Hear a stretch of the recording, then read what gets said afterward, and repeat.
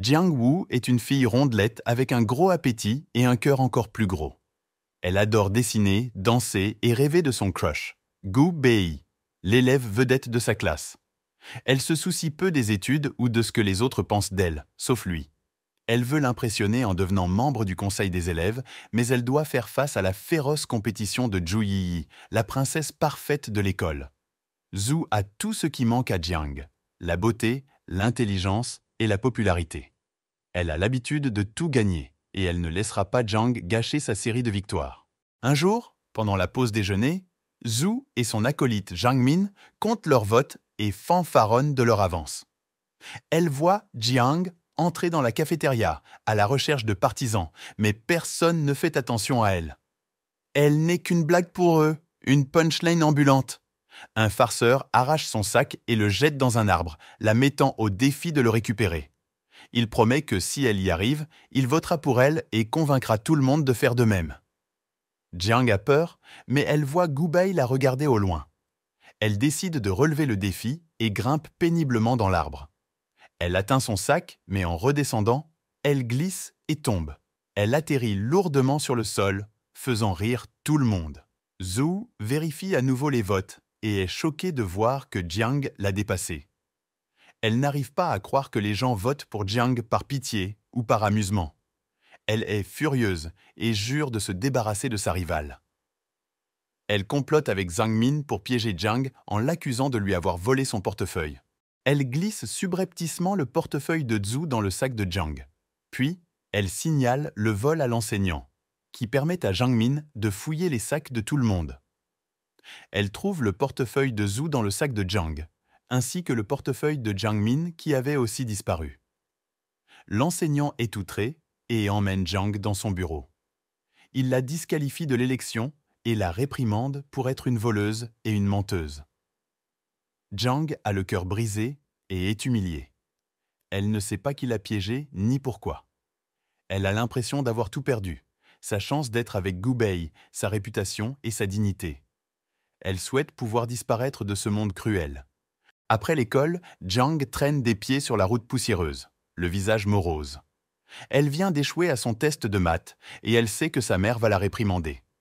Alors qu'elle approche de chez elle, une femme ridée lui barre le chemin. Elle porte un châle aux multiples couleurs et ses yeux pétillent de malice. Elle salue Jiang par son nom et égrène les détails de sa vie comme si elle lisait dans un livre. Jiang sent un frisson lui parcourir l'échine. Comment cette inconnue en sait-elle autant sur elle? Elle essaie d'éviter son regard, mais la femme lui saisit le menton et plonge ses yeux dans son âme. Elle chuchote quelque chose à l'oreille de Jiang, puis agite la main devant son visage. Jiang ressent une soudaine somnolence et entend la femme lui dire de rentrer chez elle pour dormir. Le lendemain matin, Jiang se réveille en sursaut. Elle regarde le réveil et halète. Elle est en retard pour l'école. Elle bondit hors du lit et enfile des vêtements à la va-vite. Elle attrape son sac à dos et se précipite vers la porte. Sur son bureau, elle voit un bracelet avec une perle au centre. Elle ne se souvient pas l'avoir déjà vu, mais elle le trouve joli. Elle le passe à son poignet et appuie sur la perle. Une lumière bleue clignote et un compte à rebours apparaît sur le bracelet. Il indique 24 heures en train de défiler. Jiang hausse les épaules et quitte la chambre. Elle appelle sa mère, mais n'obtient aucune réponse. Elle enfourche son vélo et pédale jusqu'à l'école. En chemin, elle s'arrête dans sa sandwicherie préférée, mais le propriétaire est introuvable. Elle arrive à l'école, mais un silence étrange y règne. Il n'y a personne en vue, ni professeur, ni élève, ni gardien. Jiang ressent un élan d'excitation. Elle a toujours souhaité être seule, loin du bruit et de la pression des autres. Elle se demande si c'est un rêve devenu réalité ou un cauchemar devenu réalité. Elle décide d'en profiter au maximum. Elle voit le vélo de Jiang Min garé devant le gymnase. Jiang sourit méchamment et soulève son vélo au-dessus de sa tête. Elle le jette en haut du panier de basket, où il reste précaire. Elle trouve un seau de peinture rouge dans la salle d'art et en éclabousse le mur du bureau du principal. Elle écrit « Jiang domine » en grosses lettres. Elle pense que cela la rendrait célèbre si quelqu'un le voyait un jour. Elle retourne à la sandwicherie et mange jusqu'à satiété. Elle se sent heureuse et libre pour la première fois de sa vie. Enfin, Jiang se glisse dans son lit, le ventre plein de délices volées. Elle sombre dans un sommeil sans rêve, inconsciente que son bracelet est sur le point de défaire ses méfaits. Un léger tapotement sur le bracelet métallique envoie une ondulation à travers le temps et l'espace, restaurant l'équilibre du monde. La mère de Jiang ouvre la porte et la pousse pour la réveiller. « Il est temps d'aller à l'école », dit-elle. Jiang cligne des yeux et regarde le réveil. C'est toujours le même jour qu'avant. Elle se demande si tout cela n'était qu'une hallucination. Elle se prépare et sort, espérant trouver quelques indices. Mais ce qu'elle voit la fait haleter. Le vendeur de rue est affolé, à la recherche de sa nourriture disparue. Jiang Min est suspendue au panier de basket, son vélo emmêlé avec elle. Et le mur qu'elle avait peint est toujours éclaboussé de ses couleurs. Jiang n'en croit pas ses yeux. Elle court à la maison, espérant trouver des réponses. Elle raconte tout à sa mère, mais elle ne l'écoute pas. Elle pense que Jiang invente des histoires. Jiang se rue dans sa chambre, se sentant trahie et confuse. Mais elle s'arrête net lorsqu'elle voit à nouveau la vieille dame. Elle grignote la réserve secrète de collation de Jiang, comme si elle était chez elle. Jiang exige de savoir qui elle est et comment elle est entrée. La vieille dame sourit et révèle la vérité sur le bracelet. C'est un appareil magique qui lui donne un jour supplémentaire chaque semaine. Un jour où elle peut faire ce qu'elle veut sans que personne ne s'en aperçoive. Un jour où elle peut voyager dans une autre dimension où le temps s'arrête. Mais il y a un hic. Chaque action a une conséquence qui affecte le monde réel. Jiang est stupéfaite par cette révélation. Elle se souvient comment elle a suivi Gu Bei jusqu'à chez lui, en utilisant le bracelet pour se faufiler dans sa chambre. Elle se rappelle comment elle lui a écrit un mot, en se faisant passer pour Pi d'une autre dimension. Elle voulait être son amie, mais ne savait pas comment le dire.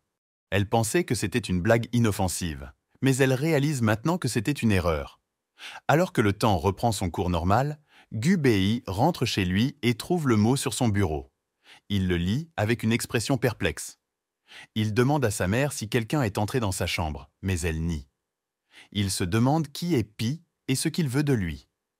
Il sent un frisson lui parcourir l'échine en relisant le message glaçant. « Salut, je suis Pi d'une autre dimension. Veux-tu être mon ami ?»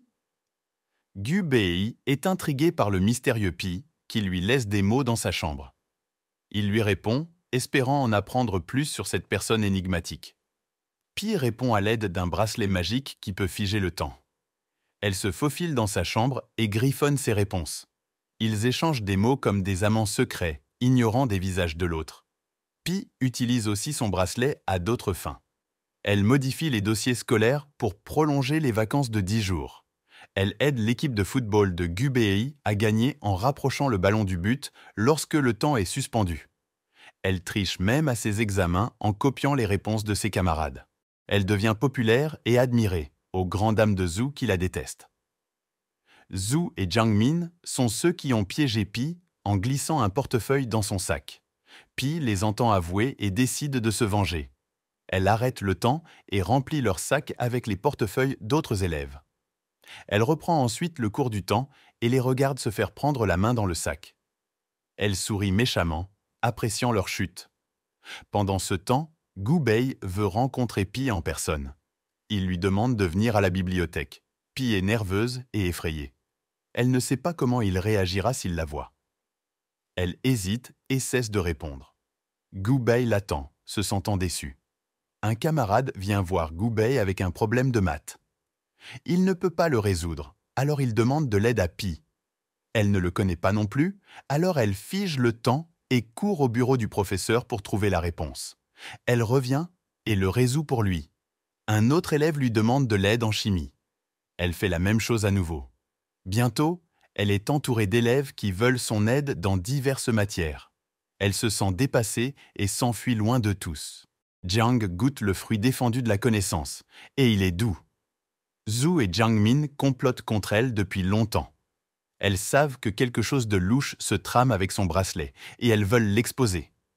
Elles le volent dans son casier et l'essayent, mais rien ne se passe. Elle fouille dans son sac et trouve un cahier rempli de notes qu'elle a copiées du bracelet. Elle réalise que le bracelet ne fonctionne que pour Jiang et décide de s'en débarrasser. Elle le jette à la poubelle et répand la rumeur que Jiang triche et vole. Jiang sent que son monde s'écroule. Elle ne trouve son bracelet nulle part et elle ne peut affronter personne sans lui. Elle échoue misérablement à son examen et se fait prendre en train de tricher. Elle est réprimandée par l'école et giflée par sa mère. Elle erre dans les rues comme une âme perdue, brisant des bouteilles et pleurant. Elle tombe sur un vieil entrepôt et décide d'y passer la nuit. Elle a la chance d'y trouver son bracelet dans les poubelles, mais il est trop tard pour réparer quoi que ce soit. Le lendemain, elle se rappelle qu'elle a promis de rencontrer Gu Bei en personne. Il lui reste encore un peu d'espoir dans le cœur. Alors elle se précipite à leur lieu de rendez-vous. Mais quand elle y arrive, elle voit Zhu lui tenant la main et souriant. Elle ressent une vive douleur dans la poitrine et se retourne. Elle s'en va sans se retourner. Elle passe l'année suivante à vivre dans l'entrepôt, mangeant de la malbouffe et grossissant. Elle s'isole du monde, se sentant désespérée et sans valeur. La vieille dame a pitié de Jiang. Elle lui a donné le bracelet comme test, pour voir si elle l'utilisera avec sagesse ou non. Elle a vu beaucoup échouer auparavant, mais Jiang est l'un des pires cas. Elle décide de lui donner une autre chance, mais l'avertit qu'elle ne pourra pas tout changer. Elle rend visite à Jiang dans l'entrepôt et lui demande pourquoi elle gâche sa vie. Jiang s'effondre et avoue tout. Elle admet qu'elle a fait beaucoup d'erreurs et blessé beaucoup de gens. Elle dit aussi qu'elle veut rentrer chez elle, mais qu'elle a peur d'affronter sa mère. La vieille dame lui dit qu'elle peut l'aider avec certains problèmes, mais pas tous. Elle efface quelque chose d'un journal et soudain la mère de Jiang la prend dans ses bras et lui dit qu'elle l'aime quoi qu'il arrive. Jiang est choquée et heureuse à la fois. Elle étreint sa mère et remercie la vieille dame. Celle-ci sourit et disparaît. Jiang retourne à l'école, mais réalise que tout n'a pas changé. Ses camarades la détestent encore pour ce qu'elle a fait. Elle se sent en colère et triste d'abord, puis décide de se changer pour le mieux. Elle jette toutes ses collations et commence à faire de l'exercice régulièrement. Elle étudie aussi et essaie d'améliorer ses notes. Elle sait que ça prendra du temps et des efforts pour regagner la confiance et le respect des autres, mais elle est prête à essayer. Elle sait aussi qu'elle n'a plus besoin du bracelet car elle a quelque chose de plus puissant, elle-même. Au milieu de ce processus, elle pénètre dans le sanctuaire de Gu Bei, où son cœur est exposé nu sur les murs. Des petits mots de regret et de désir, chacun une épine dans sa poitrine. Gu Bei dit qu'il s'en veut de ne pas avoir vu son vrai visage, car il sait que Zhu n'est pas la vraie Pi. Elle ressent un flot d'émotions, un mélange de culpabilité et de gratitude. Il l'aime pour ce qu'elle est, pas pour son apparence. Elle fait le vœu de le rendre fier, de se transformer en papillon. Elle s'enferme dans un monde de sueur et de livres, se débarrassant de sa vieille peau et faisant pousser de nouvelles ailes. Elle émerge après des mois de métamorphose, prête à voler vers lui. Elle lui écrit une lettre, avouant son secret et implorant son pardon. Elle espère qu'il l'aimera encore, la vraie elle. Elle va chez lui, impatiente de voir son sourire. Mais elle ne trouve qu'une coquille vide, un mot sur son bureau. Il est parti, retourné à ses racines. Elle panique, elle ne peut pas le perdre maintenant. Elle attrape son bracelet, sa baguette magique. Elle arrête le temps, fige le monde. Elle enfourche son vélo, pédalant comme une folle. Elle doit le rattraper avant qu'il ne lui glisse entre les doigts. Elle court contre la montre, mais celle-ci avance plus vite qu'elle ne roule. Son bracelet est à court de jus, son vélo tombe en morceaux. Elle n'abandonne pas, elle court à pied. Elle atteint la gare, essoufflée et désespérée. Elle scrute le train, cherchant son visage. Elle le repère, assis près de la fenêtre. Il ne la voit pas, il ne sait pas qu'elle est là. Elle agite frénétiquement la main, essayant d'attirer son attention. Elle articule silencieusement « Je suis Pi », espérant qu'il puisse lire sur ses lèvres. Il a l'air confus, il ne comprend pas. Elle attrape une craie, écrit au sol. « Je t'aime », dit-elle avec sa main. Il voit, il halète. Il réalise qui elle est, ce qu'elle veut dire. Il veut lui répondre, mais c'est trop tard. Le train démarre, la laissant derrière. Elle le regarde partir, des larmes dans les yeux. À la fin, Elle rencontre la vieille dame qui veut aider un jeune garçon gros. Elle lui donne le bracelet, disant qu'il est temps que quelqu'un d'autre l'utilise. Il l'a laissé tomber de toutes les manières possibles. Vous pouvez regarder ce film en intégralité facilement grâce à Gamsgo. Alors n'hésitez plus, rendez-vous vite sur Gamsgo via le lien dans la description. Et je vous dis à la prochaine.